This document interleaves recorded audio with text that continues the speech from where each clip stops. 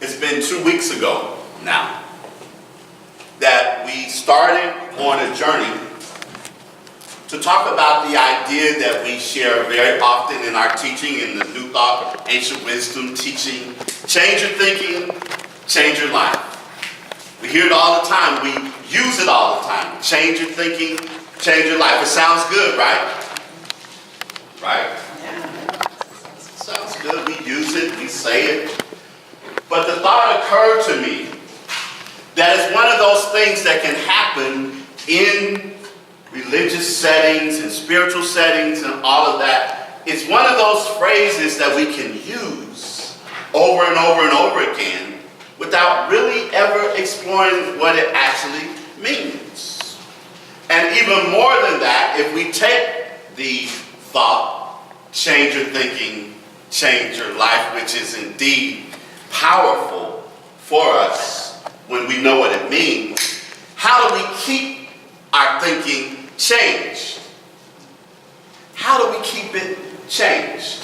How do we move from a place where our thoughts sabotage our intentions, it sabotages the things that we seek to do, to our thoughts actually serving us?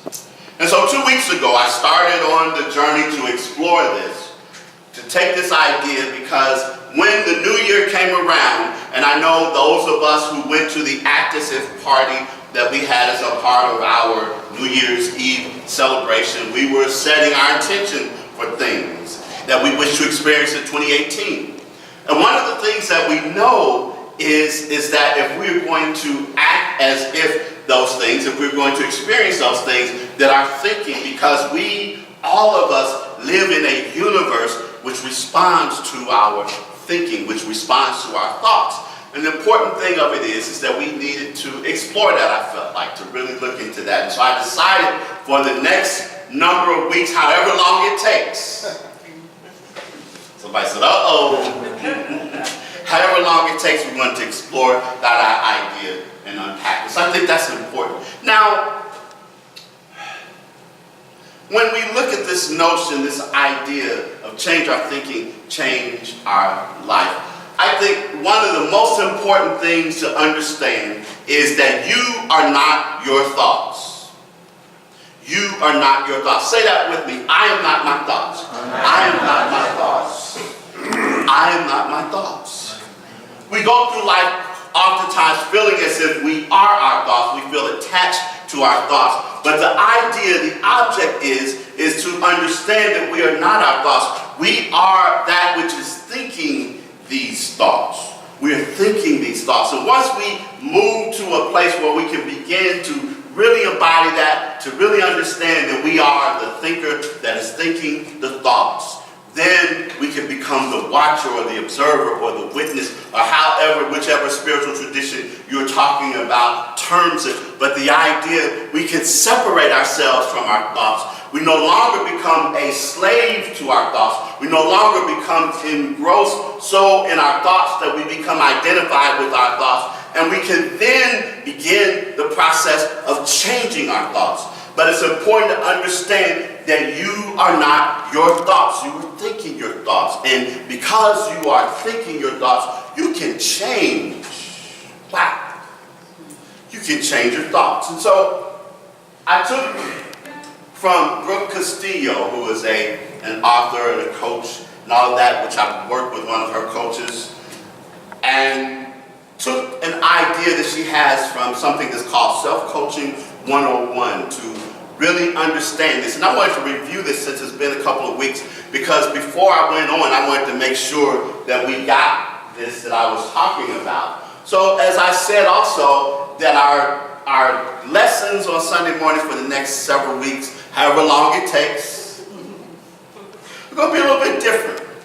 I know we met Brian this morning. He's a professor at the U of M, so Brian and May, I don't know what your lectures are like or anything. And I'm not presuming, but it's going to take a little bit more. It's time. They're great. Oh, I'm sure if you're with him, Regina, I know they got to be. But the thing of it is, we're talking about a thought, a negative, the thought problem process, because those thoughts that we want to change are so often negative thoughts. I'm overweight. I don't have enough money. I'm sick all the time. Nobody likes me. The blues song, nobody loves me but my mother. And she could be jiving too. All of those things that go through our heads. So we ask ourselves, this is what helps us to become the observer, the watcher, the witness. What is the negative thought you keep thinking? And there's some sheets back there that I passed out last time, 2 weeks ago now. But what is the negative thought you keep thinking? But to discover that, to explore that, to ask yourself that, to be honest about that, and to do it without judgment. To do it without judgment. You all know my definition of grace, that grace is when you've made a decision based on the best information you had at the time. So if you're thinking a negative thought, a part of it is because maybe at the time, that's what you had, that's what you went on. So don't judge your thought, give yourself some grace. So what is the negative thought you keep thinking? Then what feeling does this thought cause you? Because if you have the thought that I'm overweight, or you have the thought that nobody loves me but my mother and she could be jiving too, what feeling, what emotion does this cause you? Because we don't have thoughts without having some feeling behind them. There's a feeling attached to the thoughts that we have. Sometimes we may deny it. Sometimes we may be so insulated from our feelings that we may say, but all of our thoughts carry with them feelings. They carry with them emotions. What feeling does this negative thought cause you? And then how do you behave when you feel this way? I think the example that I used 2 weeks ago was the fact of a person who says that I don't get much respect in my work or school environment, and people don't respect me. And so when I think that people don't respect me, then it makes me feel bad. It makes me doubt my self-worth. It makes me wonder why I'm doing this and why I'm putting up with this and all of that. And then the way that it makes me behave, one of the things that can make us behave is that we withdraw. So when we come into work, we are unpleasant, or we keep to ourselves, or we don't interact with people, or we're just angry, just mad with everybody. You know, there are people that some of us know that it's 8 o'clock in the morning, they're already mad. If you don't know anybody like that, okay, I'm moving on. But how do you behave when you feel this way? And then what is the result of this action? That what happens is, if I feel that I'm not respected in my work environment, in my school environment, it makes me feel bad about myself, it makes me feel sad, it may make me feel angry, it makes me feel some ways, and then I behave in ways that then are reflective of this. And then the result of that is that then people really don't want to be around me. People really do withdraw from me. People really do show a lack of respect because I have this idea about myself. I have this thought about myself that keeps going and going and going. So we gather more evidence for this idea. So the important thing is to become the watcher of these thoughts and see what these negative thoughts are doing for us without judging ourselves and allowing it to then unfold for us, so that it's almost like watching a movie or play unfold, that we see it happening. I'm thinking this way, I'm feeling this way, I'm acting this way, and this is what I'm getting because I'm thinking, feeling, acting this way. And then when we do that, our result proves the original thought. It proves the original thought. I don't feel respected at work or in my school environment. I don't feel this way. And then I gain evidence to prove that. And people will say, well, yeah, you know, I see all this, but you don't understand my circumstances. It's easy for you to say, because you can stand there before the people at Open Heart and you can say this and you can tell them these great things, but you don't know my story. You don't work where I work. You don't go to school where I go to school. You don't know the people that I know. You don't have the people in your family that I have in my family. You don't know. You don't understand my situation. You don't understand my circumstance. And you're right, I don't. You got your circumstances, and I've got mine. But the thing of it is that when we look at this idea of thinking process and the thought process, there's some things that I mentioned before that help us as we move through this point of getting to understanding some things. First of all, we cannot control the world. Nothing outside of us has the power to make us feel good or bad. Whoa. Nothing outside of us has the power to make us feel good or bad. It is not the circumstances, but our thoughts about the circumstances that create our experience. Do I need to say that one again? Yes. It is not the circumstances, but our thoughts about the circumstances that create our experience. We attract what we think about. What we think about, we bring about. Emotions are vibrations that lead to action. Emotions are vibrations that lead to action. We can't permanently change our results without changing our thoughts. We don't have anything, we don't have to get anything to feel better. So all of the things that we use sometimes to make us feel better, we can feel better right now. We don't have to get something to make us feel better. Being conscious and choosing our thoughts are the most important components to feeling better. So I'm going to take that we reviewed from 2 weeks ago and move on. Because what we do then is when we find ourselves in that negative thought circumstance or that negative thought pattern, we find a better feeling thought. A better feeling thought. As I mentioned again, the example that I was using, people in my work environment, my school environment don't respect me. And the thing of it is that even in the midst of that, I am willing to say, to venture to say, that even in that situation that we think it's that way, and so often we spend so much time thinking, we make ourselves mind readers. And we tell ourselves what other people must be thinking. And what they must be thinking about us. And I've shared that story with you, but it's so vivid. It's so vivid that I remember a person who had been a student, this was years ago, and had to drop out of the graduate program and was really down on himself for that and beating himself up about it and was saying, I know that the people in your department are disappointed in me and I would like to get back in there, but I know that they don't like me, they think bad things about me, have bad things to say.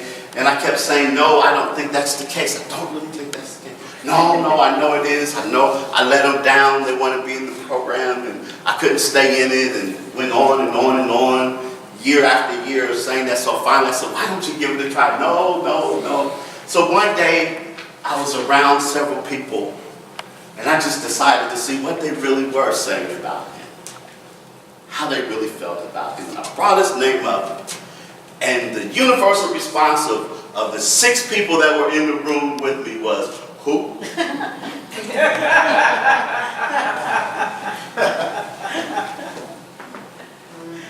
But we are mind rich. We think people are thinking this, thinking that about us. And so often they're not. We put that energy in. We make that energy priority. And we take the papancha train, which is the papancha is that Sanskrit word for when our minds run amok with things and we just let it go like a runaway train. Like a cuckoo train. Boom, boom. Yes.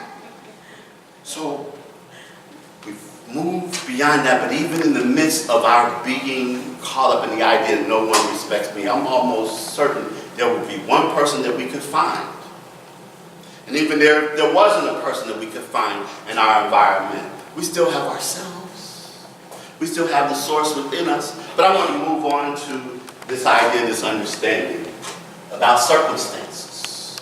Because you heard me say that we don't have control over our circumstances. We can't control the world around us. But circumstances, it's like Shakespeare reminded us, things are neither good nor bad. Thinking makes them so.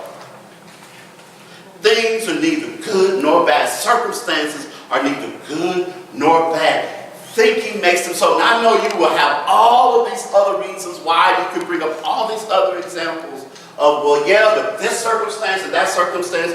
But the thing of it is that you can be in the same circumstance in two different points, and your reaction to and your thought about them be completely different. The same circumstance, different thought about it. And so you have different results, different response. All of the same circumstance, which again goes back to show it's not the circumstance. It's us. It's how we see things. It's how we think of things. So circumstances ultimately are neutral. Yeah, I know you're finding exceptions to it. I know your minds, but what about this? What about?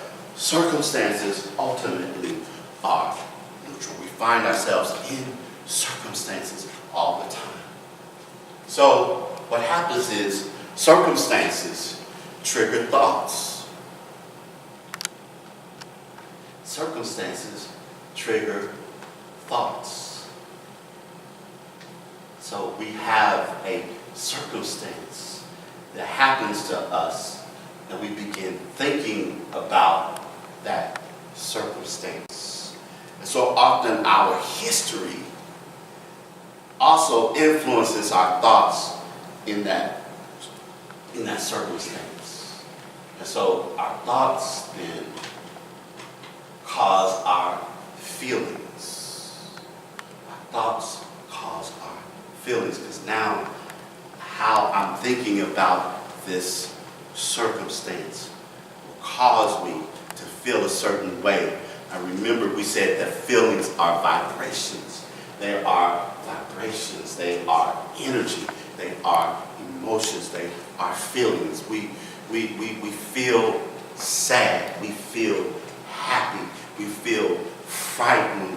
We feel angry. We feel, but those are things that happen in our body.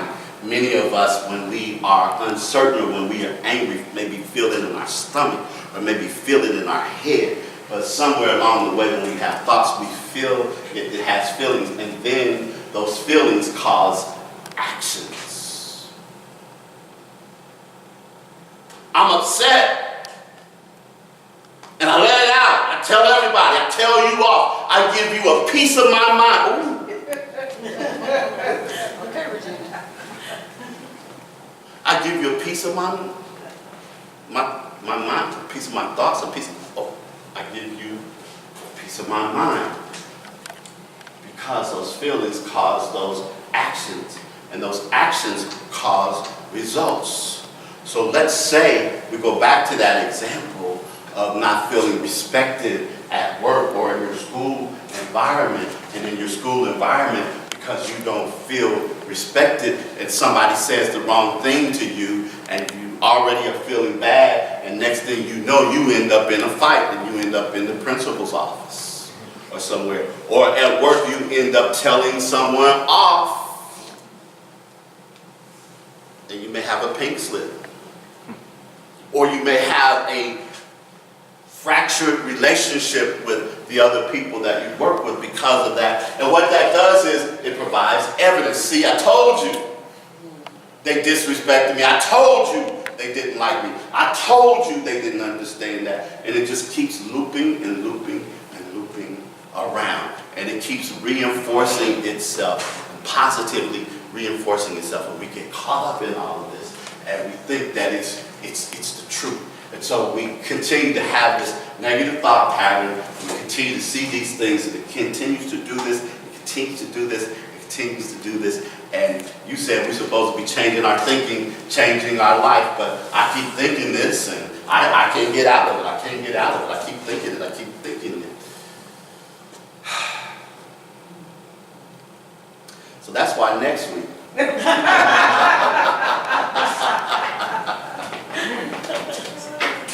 because what I want you to do this week, I want you to observe yourself when those negative thought patterns come up.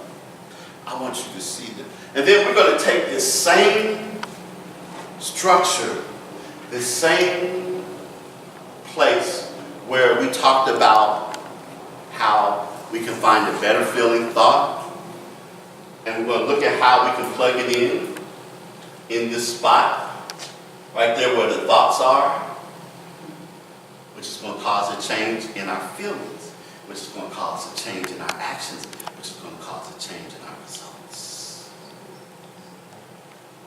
Makes sense? Change your thinking. Change your life. It's interesting that I was looking back through the chapter where I got this from Brooke Castillo, which I mentioned, and I worked with one of her coaches and did this process and did it for a number of months and all of that. But one of the examples out of her book that I was just looking at was about a husband who forgot his wife's birthday. I won't let you forget. I won't. But the fact of the matter is how in the process we can take this, we can begin to use it, we can begin to analyze our thoughts, our thinking. We can use it and institute it, and there's some other stuff that we will explore that will take us into another realm and another way of thinking, so that no longer are you a captive to your thoughts. No longer are you controlled by your thoughts. You begin to understand, and then you understand that you are the thinker of your thoughts. You are in charge. You are in control. You are. Your God self is making all this possible. So, next time, same thought time, same thought channel, whatever, like that. Peace and blessings, namaste, so it is, all that good stuff.